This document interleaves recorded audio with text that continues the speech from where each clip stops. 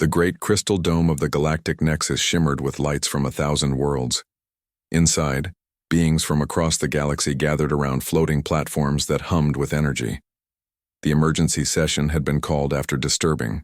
Reports reached the most powerful civilizations in known space. Kim Dae-ho straightened his dark blue uniform as he walked into the massive chamber. He was the first human to ever step foot in this place. Behind him, Park Soo-jin carried a small device that translated the strange sounds and light patterns the aliens used to talk. She had spent years learning their languages, but the translator made things easier. The aliens stared at them with curiosity and worry. The Vorthak looked like giant crystals that changed colors when they spoke. The Luminari were beings made of pure light that floated in the air. The Techno-Collective appeared as metal creatures with glowing eyes and wires for hair. "Welcome, humans," said the Vorthak Prime Minister, his crystal body turning deep purple. "We have much to discuss about your species." Kim Dae-ho had been a military engineer before becoming Earth's first ambassador to the stars. He knew why they were worried. Humans had only discovered faster-than-light travel 2 years ago, but they were already making the older civilizations nervous. The Luminari speaker, a bright golden entity, began to show holographic images in the air. The pictures showed human battles from their history: tanks firing shells, jets dropping bombs, ships launching missiles. Then it showed recent footage from human space colonies, massive railguns that could shoot metal rods across entire solar systems. "Your species troubles us," the Luminari said, its voice like music made of light. "We have watched many young civilizations join the galactic community. Most abandon their primitive weapons when they learn about energy shields and plasma cannons. But humans, you make your old weapons bigger and stronger." Park Soo-jin stepped forward. She was small, compared to the towering aliens, but her voice was steady.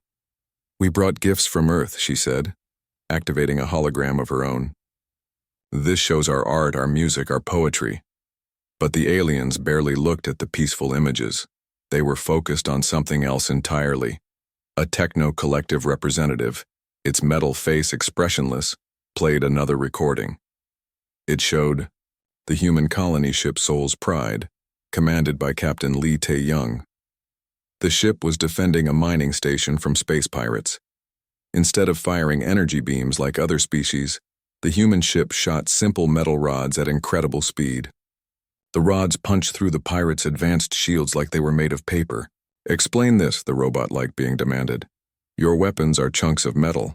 No energy fields, no quantum disruption, no particle manipulation, just rocks thrown very fast, yet they destroy ships that should be invulnerable to such attacks." Kim Dae-ho felt a chill run down his spine. He realized the aliens weren't just curious about humans. They were afraid. The Vorthak Prime Minister's crystal body shifted to a worried orange color. "We have ruled the galaxy for millions of years. Our weapons are elegant and efficient. We can slice through dimensions, manipulate gravity, even reverse time in small areas. But watching your battles, it disturbs us." Another alien species. The ethereals floated near the ceiling like ghosts made of mist. Their spokesperson drifted down to speak. "Young Kim Dae-ho, your people use nuclear weapons to move asteroids. You build guns that shoot metal at 30% of light speed. You turn space rocks into planet-killing weapons. This is not how civilized beings fight wars." Park Soo-jin translated quickly for Kim, though he understood most of it. The aliens spoke slowly, their words filled with confusion and fear. "We don't understand," Kim said honestly. "Are you saying our weapons are too weak? We know your technology is far ahead of ours." The chamber fell silent. Then the Luminari speaker began to glow brighter. "No, human ambassador. Your weapons are too simple, and that terrifies us." A holographic display showed the difference between human and alien weapons. The alien weapons were beautiful, beams of pure energy that could adjust their power, frequency, and effect based on the target. They could stun, disable, or destroy with precision. They left no radiation, no debris, no lasting damage to space itself. Human weapons were different. A railgun fired a piece of metal so fast it could crack a moon. A nuclear missile didn't care about shields. It just exploded with enough force to melt anything nearby. A mass driver could throw an asteroid at a planet and destroy all life on it. When we evolved beyond your level, explained the Techno-Collective representative, we learned to fight cleanly. Our wars cause minimal damage to worlds and space itself. We can disable enemy ships without killing their crews. We can end conflicts without destroying entire civilizations. The Vorthak Prime Minister continued the thought. But humans, you still fight like your ancestors did on your homeworld. You take whatever is available and turn it into a weapon. Rocks become missiles. Metal becomes bullets. Entire moons become bombs. Kim Dae-ho began to understand their concern. The aliens had become so advanced that they forgot how to defend against simple, brutal weapons. Their shields stopped energy attacks but couldn't handle chunks of metal moving at incredible speeds. Their armor was designed for sophisticated weapons, not for what humans called dumb projectiles. Captain Lee Tae-young's voice came through Kim's communicator. Ambassador, are we in trouble? The alien ships around us are powering up their weapons. Stay calm, Captain, Kim replied. I think we're just having a cultural misunderstanding. But looking at the worried faces around him, Kim wasn't sure that was true. The most powerful beings in the galaxy were afraid of his species, not because humans were stronger or smarter, but because they fought differently. The session continued for hours. The aliens showed more examples of human warfare, each one making them more nervous. They talked about humans who used mining equipment as weapons, who turned cargo ships into missiles, who could turn any piece of space junk into a deadly projectile. As the meeting ended, Kim realized something important. The aliens had spent millions of years making war more civilized, more controlled, more elegant. They had forgotten that war was about breaking things and hurting people until the enemy gave up. Humans had never forgotten that lesson. The Vorthak Prime Minister's final words echoed in the Great Chamber. We will be watching your species very carefully, humans. Very carefully indeed. Kim Dae-ho left the Nexus knowing that humanity had just become the most feared young species in galactic history, and they had done it not by being advanced, but by being exactly what they had always been: creative, stubborn, and very good at throwing things at their enemies. 6 months had passed since the meeting at the Galactic Nexus, and Commander Choi Min-ho was getting tired of patrol duty. His ship, the Busan Defender, had been circling the outer edge of human space for weeks, without seeing anything more exciting than a few cargo ships and mining vessels. Sir, we're getting strange readings on the long-range sensors, reported Communications Officer Song Ha-na from her station. She was young and had only been in space for 2 years, but she was good at her job. Choi Min-ho looked at the display screen. Several small dots were moving toward the trade route that connected Earth's colonies to the main shipping lanes. The dots were too small to be cargo ships and too fast to be miners. Could be pirates, said Chief Weapons Engineer Han Yu-jin. He was checking his instruments, making sure the ship's railguns were ready. We've had reports of attacks in this area. But something felt wrong to Commander Choi. Pirates usually used old ships and moved in obvious patterns. These vessels were different. They moved too smoothly, too quietly. Their engines gave off almost no heat signature. Song Ha-na, try to contact them, ordered the commander. Ask them to identify themselves. The young officer sent out the standard greeting message in several languages. The response came back immediately, but it wasn't what they expected. Instead of words, the unknown ships began jamming all human communications. They're trying to block our signals, Hana reported. But I'm picking up transmissions between their ships. The language is strange. It doesn't match any human dialect. Han Yu-jin looked up from his weapons controls. Commander, those aren't human ships. Before anyone could respond, the unknown vessels dropped their stealth systems and appeared, clearly on the screens. They were sleek silver craft unlike anything in human databases.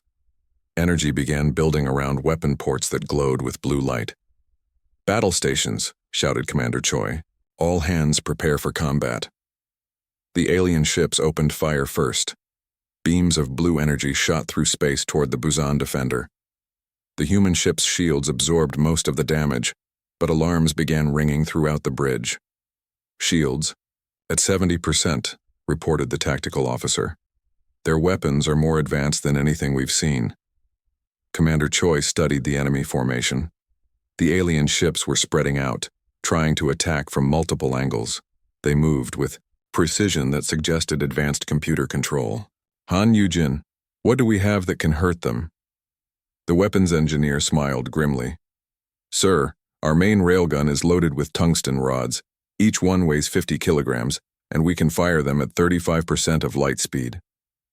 The aliens continued their energy attacks, confident that their superior technology would quickly disable the primitive human vessel.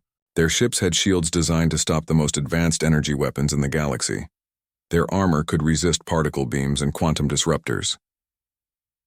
"Target the lead ship," ordered Commander Choi. "Show them what humans can do." The Busan Defenders, main railgun fired. The tungsten rod was invisible to the naked eye as it crossed space in less than a second. It hit the alien ship's shields and passed through them like they weren't there. The metal projectile punched through the ship's hull, passed through all the interior compartments, and exited on the other side. The alien vessel exploded in a ball of fire and debris. "Impossible," came a transmission from one of the remaining alien ships. The voice was being translated by the ship's computer. "How did a kinetic projectile penetrate our defenses?" Song Hana was listening to the alien communications. "Sir, they're panicking. They keep saying things like barbaric weapons and primitive projectiles." The remaining alien ships tried to retreat, but Commander Choi wasn't finished with them. "Han Yu-jin, load the secondary guns with fragmenting rounds." The human ship fired again, this time with smaller railguns that shot clusters of metal pieces. The projectiles spread out as they traveled, creating a cloud of deadly debris that was impossible to dodge. 2 more alien ships were torn apart by the metal fragments. The last surviving alien vessel sent out a desperate message. "We surrender. We surrender! Please stop throwing rocks at us!" Commander Choi ordered his crew to cease fire. The alien ship limped away, its hull damaged by pieces of shrapnel that had gotten past its useless energy shields. "Sir," said Han Yu-jin, "should we pursue them?" "No," replied the commander. "Let them go. I want them to report what happened here." As the alien ship disappeared into hyperspace, Song Ha-na intercepted its final transmission. The message was being sent to something called the Techno-Collective Command. "Translation coming through now, sir," she said. "They're reporting that humans use impossible weapons that ignore all known defensive systems. They're calling our railguns terror devices and saying that humanity throws metal at the speed of light." Han Yu-jin laughed. "Terror devices? They're just railguns. We've been using this technology for decades." But Commander Choi wasn't laughing. He understood what had really happened. The aliens had developed shields and armor to protect against energy weapons, beams, plasma, particle streams. They had never thought about defending against simple chunks of metal moving at incredible speeds. "Send a report to Fleet Command," he ordered. "Tell them that alien defensive technology is vulnerable to kinetic weapons. Also tell them that we just made first hostile contact with a species that calls itself the Techno-Collective." Over the next few days, reports came in from across human space. Other alien species had tried similar tests of human military capabilities. In every case, the results were the same. Advanced alien ships with sophisticated energy weapons were destroyed by humans using what the aliens called primitive kinetic projectiles. The news spread quickly through galactic civilization. Species that had ruled space for millions of years were suddenly afraid of the newcomers who fought with rocks and sticks. Emergency meetings were called on dozens of worlds. Song Ha-na monitored the alien communications networks and translated the messages for her commander. The aliens were confused and frightened. They had expected to easily defeat any human resistance with their superior technology. Instead, they had discovered that their superior weapons couldn't protect them from humanity's approach to warfare. "They keep saying the same thing," Hana reported. "They can't understand how simple kinetic weapons can be so effective against advanced defensive systems." Commander Choi nodded. He had been thinking about this problem since the battle. The aliens had made their weapons and defenses more and more complex over millions of years. They had forgotten that sometimes the simplest solutions were the most effective. "It's like they've never heard of Newton's laws," said Han Yujin. "Force equals mass times acceleration. It doesn't matter how advanced your shields are. If something hits you hard enough and fast enough, physics wins." The Busan Defender continued its patrol, but now they were watching for something different. Intelligence reports suggested that the alien civilizations were meeting to discuss the human problem. Some species wanted to negotiate, others wanted to test human defenses more thoroughly. Commander Choi hoped it would be negotiation. He had seen what human weapons could do to alien ships. He didn't want to think about what would happen if the galaxy's most advanced civilizations decided that humanity was too dangerous to be allowed to exist. But one thing was certain. The aliens would never again underestimate the power of humans, who had learned to throw things very, very hard. As his ship moved through the darkness of space, Commander Choi couldn't help but smile. The most advanced civilizations in the galaxy had just learned to fear chunks of metal flying through space.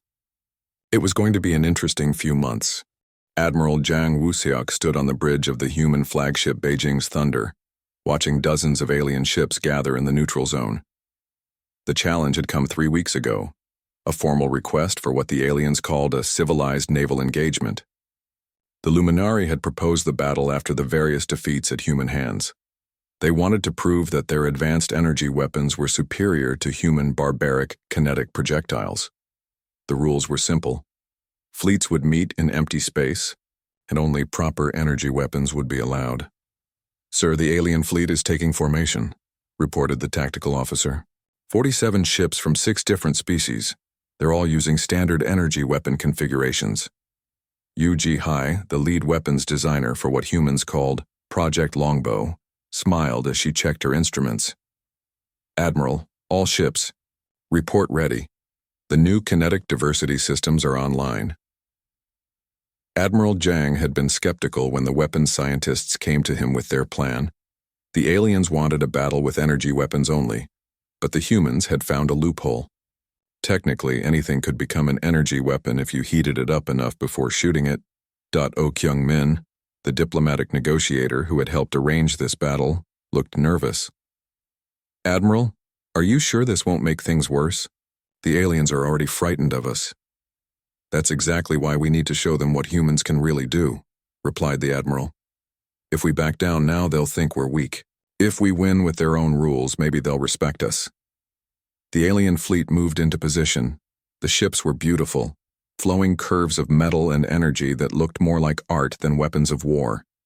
Each vessel glowed with the power of its energy systems. Plasma cannons, particle beams, gravity disruptors, and quantum phase weapons charged up for battle. The human fleet looked different. The ships were blockier, more practical, but they bristled with unusual weapons that the aliens had never seen before. What looked like simple railguns had been modified with heating elements, plasma injectors, and exotic matter chambers. "Open a channel to the alien fleet," ordered Admiral Jang. The face of a luminary commander appeared on the screen, glowing with golden light. "Human Admiral, we are ready to demonstrate the superiority of advanced warfare. Your primitive projectile weapons are not permitted in this engagement." "We understand," replied Admiral Jang with a slight smile. "We will use only energy weapons as agreed." The battle began with the aliens opening fire. Beams of pure energy cut through space, lighting up the darkness with colors that had no names. The human ship's shields absorbed the attacks, but the alien weapons were powerful and well coordinated. "All ships return fire," ordered the Admiral. "Show them our energy weapons."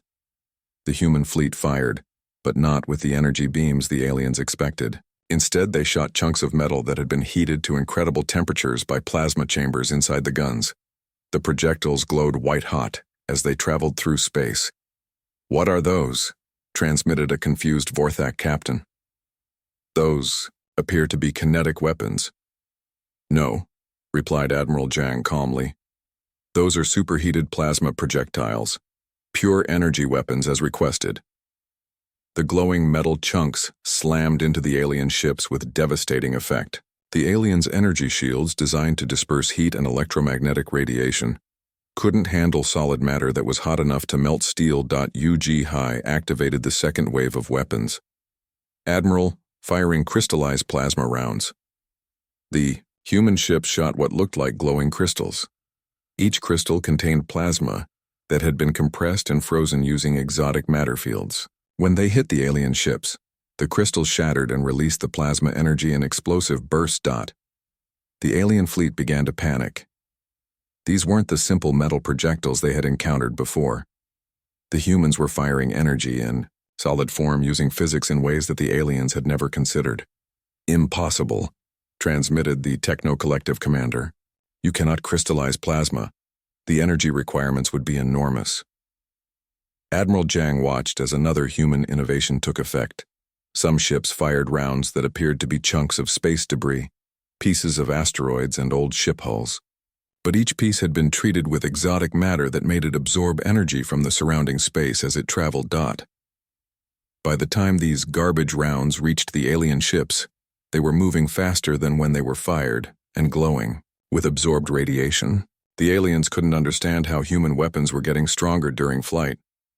"Sir," reported the tactical officer, "the alien formation is breaking apart. They're trying to retreat to long range." But the humans had prepared for this too. HFY activated the long-range kinetic energy weapons. These fired tiny pellets of condensed matter, each pellet smaller than a grain of sand but containing the mass of a small asteroid, compressed using gravity manipulation technology that humans had stolen from abandoned alien research stations. The pellets were so small that the alien point defense systems couldn't target them. But when they hit, each tiny projectile released gravitational energy that tore holes in the alien ship's hulls. "This is madness," transmitted the Luminary commander. "You're using kinetic weapons disguised as energy weapons." "We're using energy weapons disguised as kinetic weapons," corrected Admiral Zhang. "Everything we're firing contains massive amounts of energy. We're just delivering it in solid form." The battle turned into a rout. The alien ships, designed to fight elegant duels with energy beams, couldn't handle the humans' chaotic mixture of superheated projectiles, crystallized plasma, energy-absorbing debris, and gravity-compressed matter. One by one, the alien ships were destroyed or disabled. Their beautiful energy weapons, precise and efficient, were useless against enemies who turned physics itself into ammunition. The surviving alien vessels retreated in confusion, sending panicked transmissions to their homeworlds. Kyung-min translated some of the messages for the admiral. "They're calling us energy barbarians, he reported. One captain said that humans weaponize the fundamental forces of the universe. Another said we turn physics into bullets. HFY was already designing improvements to the weapon systems. "Admiral, I have ideas for our next generation of kinetic energy weapons. We could compress time itself into projectiles, or fire chunks of crystallized space-time." Admiral Zhang shook his head. "I think we've made our point, The aliens understand that humans can turn anything into a weapon, even their own rules." As the human fleet prepared to return home, reports came in from across the galaxy. The news of humanity's victory was spreading rapidly. Species that had ruled space for millions of years were redesigning their defensive systems specifically to handle human weapons. But the aliens were learning the wrong lesson. They thought they needed to defend against kinetic weapons. They didn't understand that humans would always find new ways to hurt their enemies, no matter what rules were imposed. "Sir," said the communications officer, "we're receiving a transmission from Earth Fleet Command. They want to know if our unconventional energy weapons are ready for mass production." Admiral Zhang smiled. The galaxy's most advanced civilizations had just learned that humans didn't just use kinetic weapons or energy weapons. They used whatever worked, and they would never stop finding new ways to make things explode. The aliens had wanted a civilized battle with proper energy weapons. Instead, they had discovered that there was no such thing as a civilized battle when humans were involved. As the Beijing's Thunder jumped into hyperspace, Admiral Zhang wondered what the aliens would try next. Whatever it was, he was confident that humanity would find a way to turn it into a weapon. Ambassador Kim Dae-ho walked into the Galactic Council chamber for the second time in his life. But this time, the atmosphere was very different. Every seat was filled with representatives from across the galaxy, and all of them were staring at him with a mixture of fear and fascination. The emergency session had been called after humanity's victory in the civilized naval battle. The aliens demanded an explanation for what they called humanity's impossible war methods. Behind Kim walked three other humans: Lim So-young, a military historian; Park Ji-woo, a physicist who understood weapons; and Kang Min-ah, an anthropologist, who studied how different cultures thought about war. "Humans," began the Vorthak Prime Minister, his crystal body glowing an angry red color. "You agreed to use only energy weapons in the recent battle. Yet you found ways to make kinetic projectiles behave like energy weapons. This violates the spirit of our agreement." Kim Dae-ho had prepared for this moment. He activated a holographic projector that showed images from human history. "Honored representatives, we did exactly what you asked. We used energy weapons. We simply used them in ways you didn't expect." The first image showed ancient human warriors throwing spears. "This is how war began for my species," Kim explained. "We learned to throw sharp sticks at our enemies, simple but effective." Lim So-young stepped forward. She had studied human military history for decades and knew every major battle from the Stone Age to the Space Age. "What you call primitive weapons, we call fundamental weapons. Humans never forgot that war is about making the enemy stop fighting by any means necessary." The next hologram showed medieval catapults hurling burning stones over castle walls, then cannons firing iron balls at sailing ships, then rifles shooting bullets at enemies across battlefields. Every step of human development involved finding better ways to throw things at our enemies, continued Lim. "We made our projectiles faster, more accurate, more destructive. We never stopped trying to improve the basic concept of hitting our enemies with objects moving at high speed." Park Ji-woo activated his own display, showing the physics behind human weapons. "The aliens in this chamber have developed beautiful energy weapons that can adjust their power and frequency, but humans focused on a simpler principle. Kinetic energy equals 1/2 mass times velocity squared." The equation appeared in the air, translated into dozens of alien languages. "This means that if you double the speed of a projectile, you get 4 times the damage. If you make it 10 times faster, you get 100 times the damage. Simple physics, devastating results." The luminary representative, still glowing with golden light, interrupted. "But we evolved beyond such crude methods. Our weapons are precise, controlled, elegant. We can disable enemies without destroying them. We can end wars without massive casualties." Kang Min-ah had been waiting for this comment. As an anthropologist, she understood how different species thought about conflict. "That's exactly the problem," she said. "You learn to make war civilized. Humans learn to make war terrifying." She showed new images: nuclear weapons exploding over cities, space battles where entire fleets were destroyed in seconds, and, most disturbing of all, human military doctrine that planned for mutually assured destruction. The idea that if someone attacked humanity, both sides would be completely destroyed. "Your species developed rules for warfare," Kang explained. "Minimum casualties, minimal damage to planets and space infrastructure, quick and clean victories. But humans developed a different philosophy. Make war so horrible that our enemies will surrender rather than continue fighting." The alien representatives shifted uncomfortably in their seats. The Techno-Collective commander, its metal face expressionless, spoke up. "You're describing terrorism, not warfare." Kim Dae-ho activated another hologram. "No, we're describing deterrence. Show them the asteroid protocol, Lim."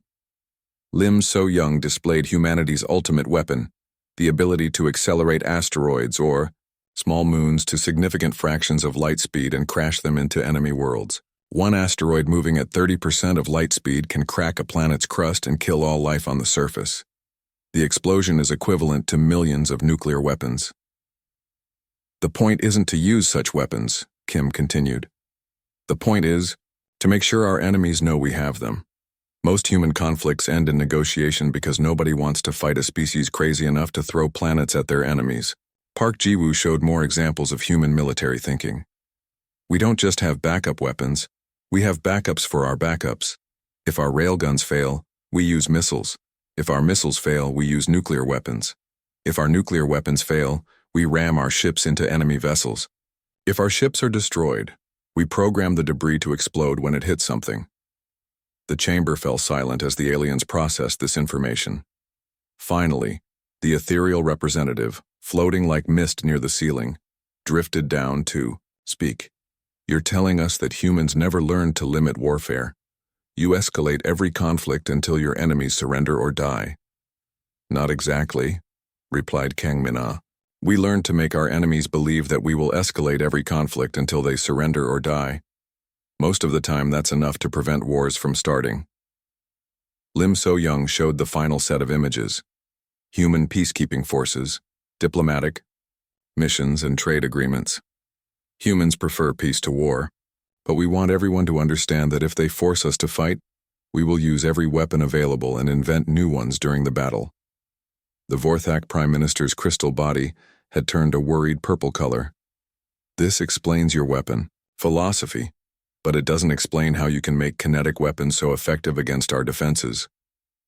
Park Ji-woo smiled. That's because you forgot how to defend against them. Your shields stop energy weapons by dispersing or absorbing their power. But a chunk of metal doesn't care about your energy fields. It just punches through them using basic momentum.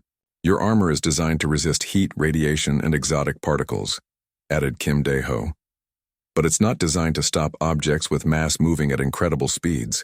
You spent millions of years making warfare more sophisticated, but you forgot to defend against simple physics.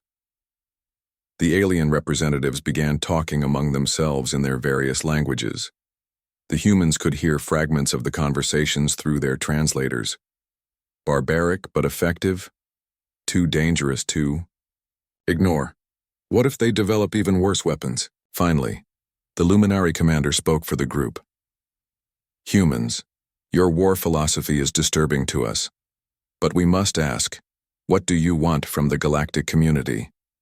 Kim Dae-ho had been hoping for this question. The same thing every species wants: trade, knowledge, friendship, and peace. We don't want to fight you, we want to learn from you and share what we know. But if we have to fight, added Lim So-young, we will use every advantage we have. That's not cruelty, that's survival. The session ended with the aliens agreeing to establish formal diplomatic relations with humanity. But Kim could see in their faces that everything had changed. The galaxy's most advanced civilizations now understood that humans were not just another young species learning to use technology. They were a species that had turned warfare into an art form and were willing to use that art to protect themselves and their allies. As the humans left the chamber, Kim heard one final comment from a Vorthak philosopher. They spent millennia perfecting the science of throwing rocks at their enemies. Perhaps we were fools to think that elegance was more important than effectiveness. Kim smiled. The galaxy was about to become a much more interesting place.